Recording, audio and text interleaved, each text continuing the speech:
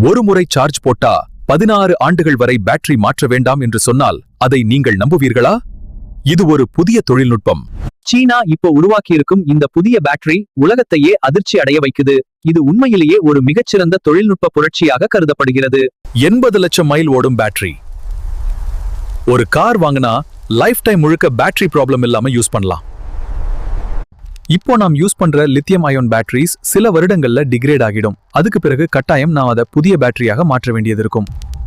ஆனா இந்த புதிய டெக்னாலஜி 16 ஆண்டுகள் லைஃப் ஸ்பேன் மற்றும் 80 லட்சம் மைல் ரேஞ்ச் கொண்டதால் நீங்கள் இனி பேட்டரியை மாற்றவே வேண்டாம். இந்த பேட்டரி ஸ்பெஷல் என்னன்னா, ஹீட் கண்ட்ரோல் மிகவும் பவர்ஃபுல், உள்ளே இருக்கும் மெட்டீரியல்ஸ் அட்வான்ஸ்ட். இந்த டெக்னாலஜி வந்துட்டா எலக்ட்ரிக் கார்ஸ் சீப் ஆகும், சார்ஜிங் டென்ஷன் குறையும், பொல்யூஷன் குறையும், ஃபியூச்சர் முழுக்க எலக்ட்ரிக் தான்.